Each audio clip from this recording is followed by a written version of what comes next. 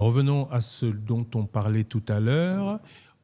Si quelqu'un dit le Rwanda a pris Goma, par exemple.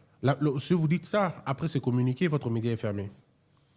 Ça, on ne demandera même plus, il n'y aura pas d'invitation. Tout celui qui dira Goma est tombé, il faut qu'on se rassure que sur son plateau, il y a le ministre de la Communication, sur son plateau, il y a un général, sur son plateau, il y a un militaire. Là, c'est bon.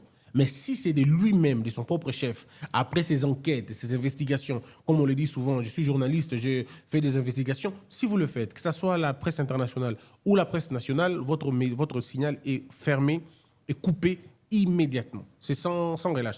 Comme je vous ai dit tout à l'heure, des chaînes qui ont diffusé les discours de ces gens à Goma sont fermées. Dans le moment où je vous parle, les fréquences ont été retirées, le signal a été coupé.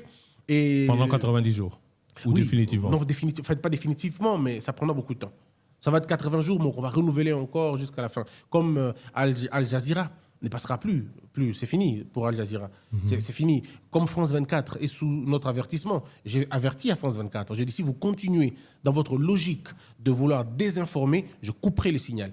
Et j'avais dit à RFI a changé sa manière de faire les choses. Vous-même, je vous avais appelé hier, on a parlé sur la question. Et j'ai appelé aussi Israël Moutombo, je lui ai dit la même chose. Je lui ai dit, il n'appartient pas à un journaliste de proclamer, de dire de manière tacite ou implicite que telle ville est tombée, ou qu'il y a eu carnage, ou qu'il y a eu boucherie humaine, comme j'ai entendu. On leur a dit. Et j'ai dit même à la presse internationale, je leur dis la même chose. Je n'hésiterai pas de demander le retrait de votre signal. Et